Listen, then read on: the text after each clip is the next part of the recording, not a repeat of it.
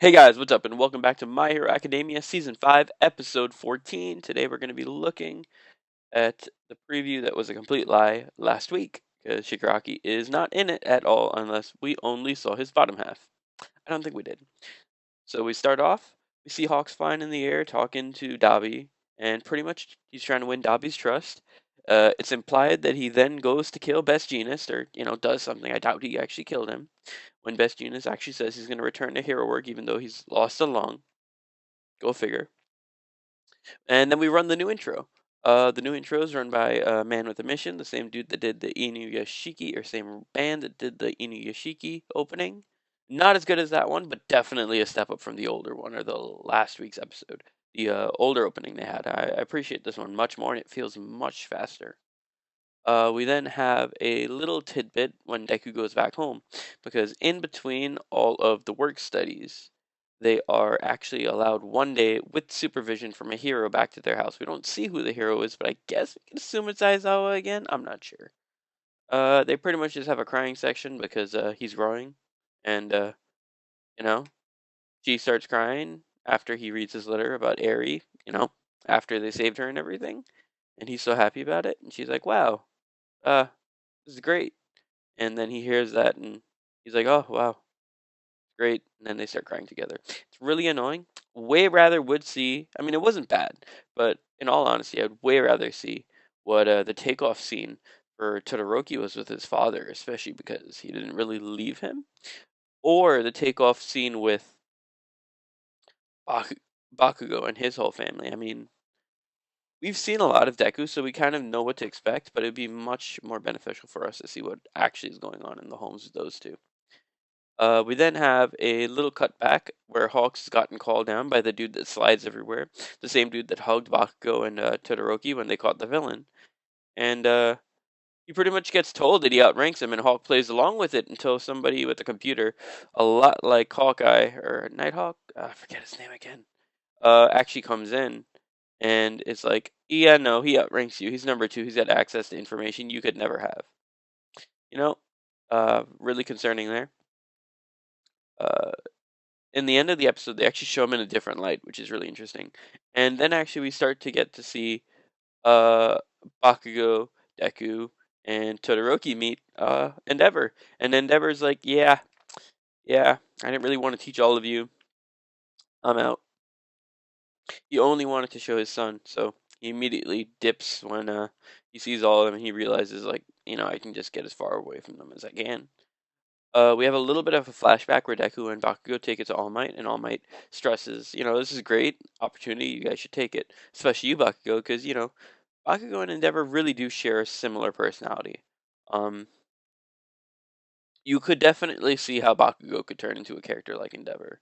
Maybe not completely, but personality-wise, especially if Deku was All Might, and in the end, Deku's unable to function, and Bakugo becomes the number 1 hero, not because of his own merits, but because of the fall of the previous number 1 hero. Endeavor then takes off, and Deku actually makes note that he started running before the sound even got to them, which means he realized that there was something going wrong and he needed to go take care of it. It's this crazy dude, looks a lot like a priest kind of dude, floating in the air on glass. He takes the glass and he's pretty much saying that the darkness is going to come. He makes a giant glass bubble and he's about to shoot it straight into the earth when Endeavor stops him. And the funny thing is, this guy actually thinks Endeavor is the bringer of darkness. And as he's being taken away, he he says it in Endeavor's. It's going through Endeavor's ears. He's thinking about it, and he's like, am I really the one that's going to bring all the darkness, death, and destruction around me? And we have a little thing where he actually tried to set up a trap for Endeavor, but Endeavor just flies through it, fire, so they can't really stop him with weapons and stuff. And instead, Hawk just comes out of nowhere and takes care of them when Deku, Bakugo, and Todoroki were going to do it. He's like, oh, my bad.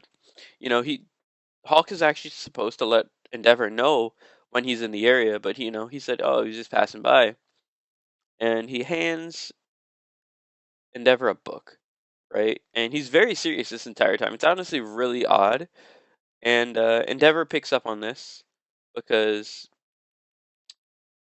he's handing him this book, and he said, "I like the second part," but what he really did was he highlighted the second word of every highlighted part to make sentences so he can let Endeavor know what's going on.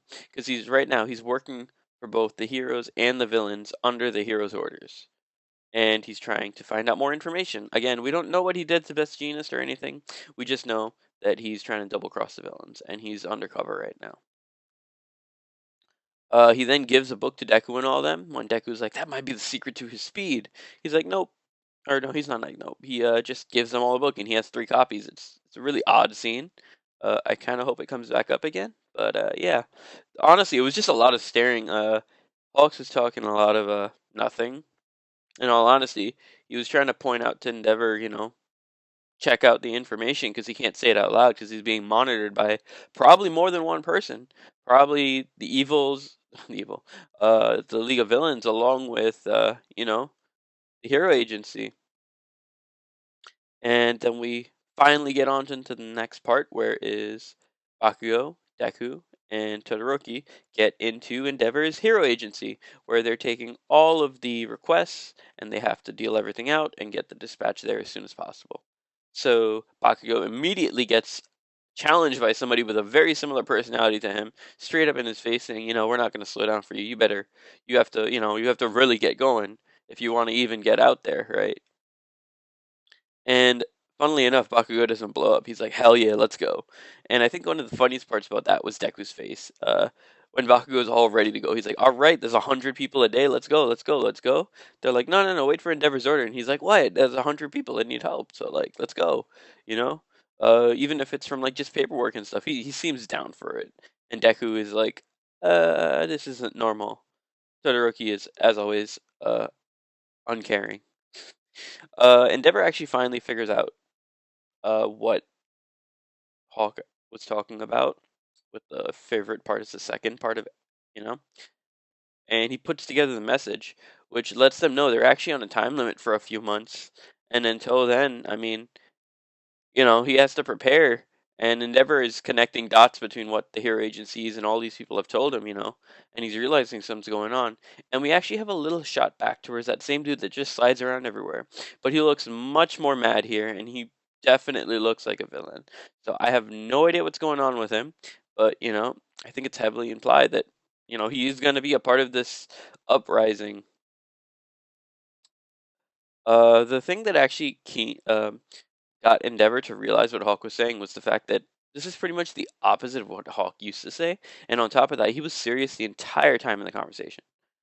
Uh, we get shown a little Endeavor doll on the floor. I'm assuming after Shigaraki torched the place. It's a torch, but he doesn't really torch. He really decays. I think we don't know. He does have the opposite of Deku's quirk, maybe. Who knows? Actually, now that I think about it, yeah, that is possible, right? And All for One could have passed his quirk to Shigaraki. That'll be interesting for sure. Um, so overall, I gotta say, this episode was not as great as I was hoping. I've gotta admit it though, we've had a lot of decent animation with Endeavor here. I do not know what it is about the animators, but they really like to make Endeavor crisp and like really nice looking on screen. Just there's a point where he's just moving around throughout the alleyway, and it's amazing. Um, but if I had to rate this episode, I'd probably give it like a 6.5 out of 10. It's a pretty good episode. It's a little bit above average, most of the animation. There's a few things going on, but again, this is mostly a setup episode. Next episode looks like it's just gonna be them at the Hero Agency. Um, so let me know what you guys think. Let me know what you think they could have done better. If there's anything I missed, and you know what? As always, like, rate, and subscribe. And don't die. It's bad for your health. Have a great day, everyone. Peace out.